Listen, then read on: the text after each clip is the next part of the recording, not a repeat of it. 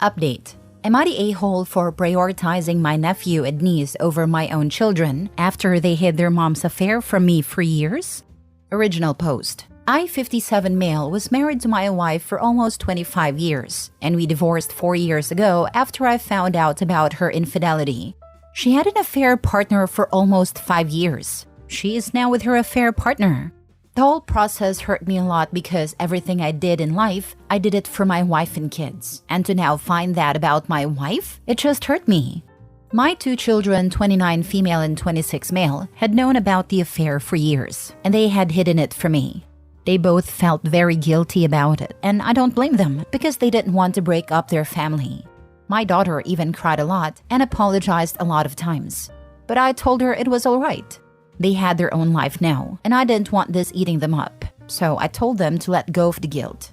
However, ever since I found that they had hidden the affair from me, I lost a lot of love for them.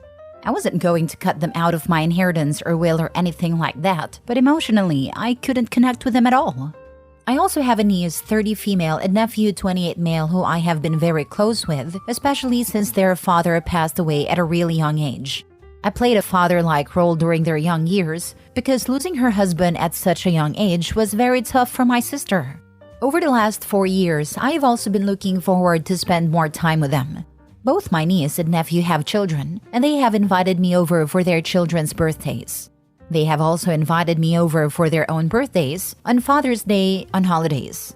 Overall, we are a very tight-knit, multi-generational family, and I am very proud to be a grandpa to their children, and we are already developing a bond.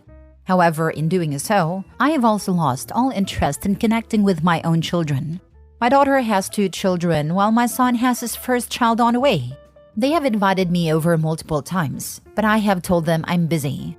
I rarely go over, if at all, and I've missed almost all of their children's special occasions. I'm not really interested in being a grandpa to their children. Monetarily, sure, I have been sending them gifts, but I just don't feel like seeing them at all. My daughter especially seems very hurt by it at times, but I hope she understands the reason for this. Am I the a-hole? Now for the top comments before reading the update. Not the a-hole for prioritizing your niece and nephew, but you do need to be honest with your children and tell them that they lost your trust when they didn't tell you about their mother's affair. Telling them not to feel guilty about it was obviously a kindness from you to make them feel better, but you should have also told them that even though you don't want them to suffer from guilt, you also don't trust them. It's more than that though. They caused irreparable damage to their relationship, and he has forgiven, but he can't forget and pretend they're cool. If it tells them he has lost trust, they may try to work on it and increase their contact. If he explains that he understands why they did what they did, and that he forgives them but he is not able to forget, maybe they will see this as a direct consequence of their actions. The shame is, it isn't OP's grandkids' fault, and now his ex-wife has taken away his marriage, kids, and grandkids from him, which is so sad. This is how damaging affairs can be. You're not destroying your life or your relationship with your spouse. You hurt everyone in the nuclear family and splash damage beyond. OP, this was all your wife's doing. She's the one who cheated. She's the one who put your children in a position to hide what they discovered in the first place. She's the one who continued with her affair partner instead of stopping right then and there. They knew it was wrong of their mother, but talk about being between a rock and a hard spot. Do we tell dad and break his heart? Break up his marriage to our mother, who will be devastated too? Uproot our whole lives because we told? Are we now to blame because we didn't want to ruin a whole marriage and family dynamic? Or do we hope to God this all goes away and this family can back to normal? Your children are your responsibility to protect, not the other way around. Your wife forced that upon them. Doing so ruined your relationship with her and with them. You would do yourself a great service to go to counseling. It's just too much to bear alone. Good luck, OP. I truly hope you think about and repair your relationship. They're just as much a victim as you are. Now for the update. Thank you all for the advice. The one thing I got most from the comments was that my children deserve to know the truth and to not be left in a limbo like it was for years. And that's what I just did. I just got off a video call from my daughter and my son. The call was pretty rough and extremely emotional, but I got everything off my chest. I told them that while I had forgiven them, I could never forget it, and that for my mental health, it was better to limit our interactions.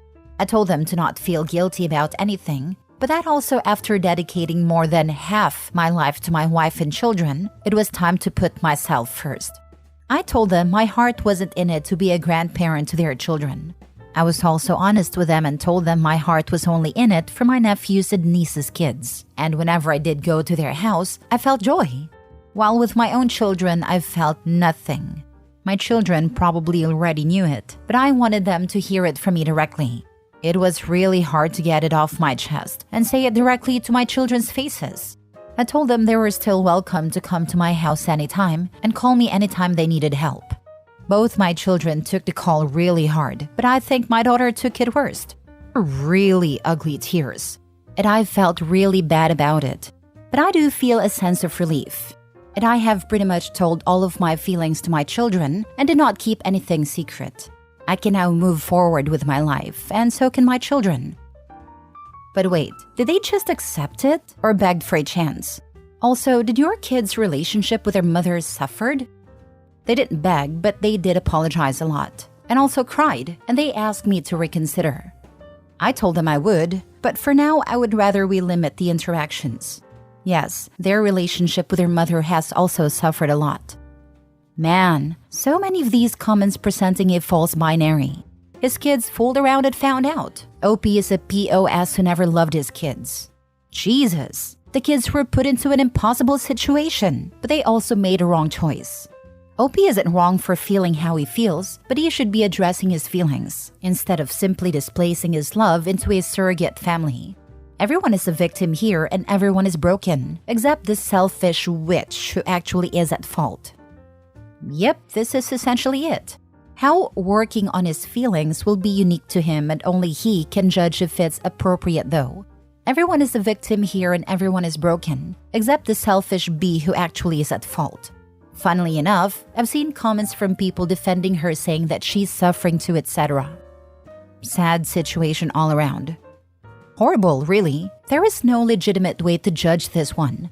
I just know from personal experience, OP and his children will all come to hate and regret this entire mess someday, when it's too late and he is dead most likely.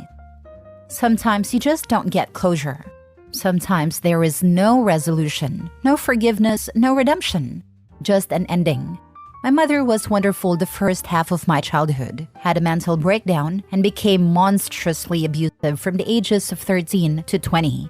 Left me with so many mental issues, and no tools to cope with them or language to identify them. Just after the birth of my first child, I invited my whole family to travel up and see the baby. She and I hadn't spoken in months and hadn't seen each other in years. On the second day of the visit, she dropped stone dead to the floor from a massive heart attack. I was 26. Life really isn't fair. In my opinion, the measure of a person is really how they react to adversity, and then how they react to that reaction.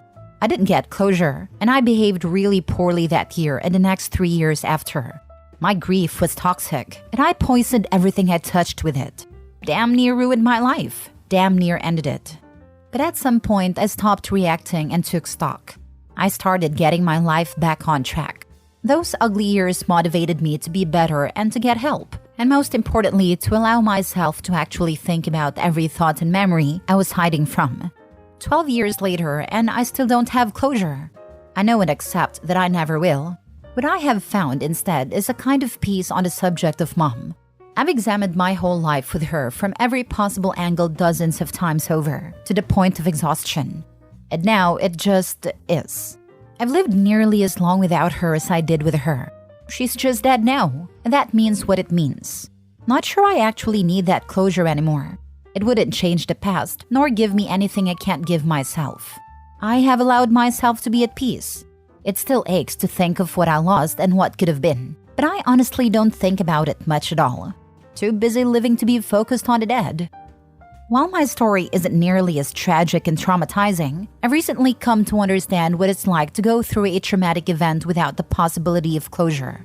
I'm 50 years old, and I've had my fair share of loss and heartbreak, but nothing like this. I feel like a boat whose sails were ripped off, and its compass broken during a storm, and now I'm cast adrift on an endless, windless sea. I do hope it gets better with time, but I'm not counting on it. Next story. Am I the a-hole for refusing to pay for my ex-wife's sister's college? I, 30 male, was married to my ex-wife Claire, 28 female, for 4 years, until I found out she had been cheating on me with an ex-boyfriend. Needless to say, the marriage ended and we got divorced about 8 months ago. During the divorce proceedings, I learned that Claire's younger sister, Cindy, 20 female, had known about the affair, but chose to keep quiet about it and helped Claire hide the affair from me and her family. Before all of this, I had promised to pay for Cindy's medical school costs, as myself and my family are wealthy. And despite the divorce, I had decided I was going to pay for education, as at the time I felt I didn't need to punish Cindy for what her sister did. However, as I said before, it was during the divorce proceedings that I found out about what Cindy did. And once I found out that Cindy was complicit in hiding Claire's infidelity, I felt betrayed and decided to revoke my offer. I told Cindy 8 months back that she should look for a loan or for other funding, and I wouldn't fund her anymore. I'd already paid for 1 semester. Recently, when I received an email from the college regarding the upcoming semester fees, I responded by informing them that they should direct any further inquiries to Cindy, as I would no longer be funding her education. Cindy called me screaming and crying and accusing me of being cruel and heartless for cutting her off. She says that her family couldn't afford the tuition without my support and that she would have to take out a loan. I told her she is not my concern anymore, and I blocked her. When her father contacted me, he was calmer, asking if there was any possibility of reversing my decision. I stood firm and said that I had no intention of continuing to support Cindy financially. He says he understands and will try to make Cindy understand too. For context, he was very good to me during my marriage and offered me support when I told him I was going to divorce Claire. This decision has caused a rift among friends and family. While most of them support my decision, some have criticized me for not honoring my previous promise to Cindy. Even my own mother is urging me to reconsider, citing my past promise and the fact that paying for Cindy's education wouldn't be a financial issue for me. However, my father stands by me, agreeing with my decision. Truthfully, I have the means to pay for Cindy's entire medical school education without difficulty, but I can't shake the feeling of betrayal caused by Claire's cheating and Cindy's complicity. But I feel conflicted. Am I the a-hole? Now for the top comments. Cindy is upset because she got caught hiding her sister's secret, and now she's paying the price of betrayal. You were helping her out of kindness, yet she could not repay that to you. Not the a-hole. Yep. Decisions have consequences, and this is hers.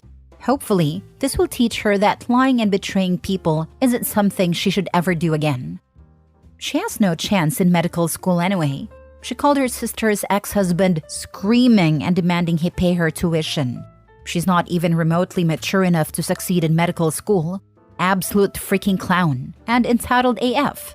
I hope she has to drop out. She sounds dumb AF and has no moral compass. I don't care if OP is a bazillionaire. He shouldn't give his cheater-enabling, immoral, stupid AF sister-in-law a single penny. While most of them support my decision, some have criticized me for not honoring my previous promise to Cindy. Your friends can pay for Cindy if they feel so strongly about her education. What Cindy did was not the act of a friend. She helped destroy your marriage and supported your ex-wife's infidelity.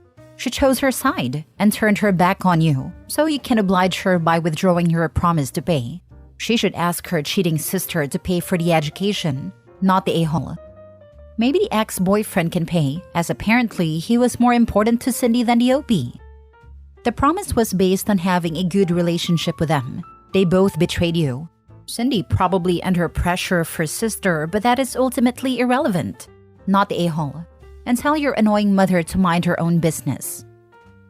Last story. I, 26 female, was manipulated into having an affair with my sister's 24 female boyfriend. How much space should I give my sister? 4 years ago, my sister Lisa started dating this guy we will call Rob. When I met Rob, we both hit it off immediately and became friends. About 9 months into their relationship, we realized we had mutual feelings, and Rob manipulated me into thinking we were soulmates. I didn't want to hurt my sister, but Rob said we would do this in a way that hurts my sister the least. We were going to have to tell her, but be very delicate about the situation. Throughout the course of our relationship, he made every excuse possible not to tell her. This goes by for the next 3 years, and then I found out they planned on moving in together. At that point, I realized he was a liar and manipulator. I broke things off with him, and I didn't want my sister to be with someone like that, so I told her everything. Texted her all the proof. I texted her everything that happened. She didn't reply, and I was blocked and everything, and she apparently broke up with Rob and blocked him and everything as well.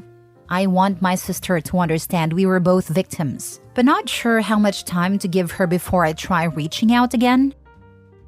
I am not sure I would call you a victim.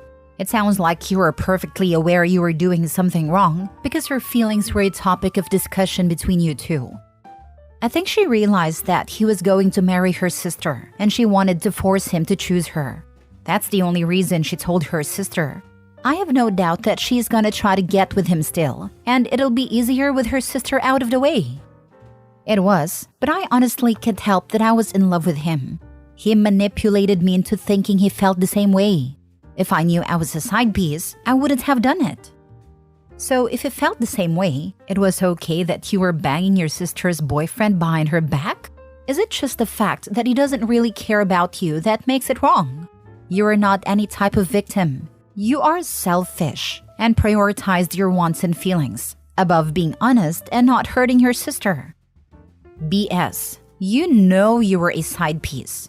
You knew he was in a relationship. You were not and has never been a victim in this situation. It doesn't matter what he told you. No one buys that you are that stupid as you try to portray yourself, because no one is that stupid. And you have been banging your sister's boyfriend for 3 years. Not even just once, which would already be bad enough, and one time too many. You were an adult, and you knew what you were doing to your sister. You just never cared about her. Your sister is the only victim. She got betrayed by not just a man, but by her own sister too. You have no morals. You should be ashamed of yourself. Please leave your sister alone for good. Don't try to talk to her or contact her unless she wants to talk to you, if she reaches out. She probably never will, at least not if she knows what's best for her. She's better off without the likes of you in her life. Who needs enemy when they have a sister like you? If you were my sister or any other female/male family member of mine who did this to me, then you better hope to never get into my sight again, or there's a good chance you would end up without hair and with clawed out eyes. You would be as good as dead to me. Getting cheated on sucks, but what's even worse is being betrayed by your own family. Because romantic interests come and go, but you should always be able to rely on your family, trust your family, and know they have your back. If it's not true to some family members, then those don't worth being kept around in a person's life.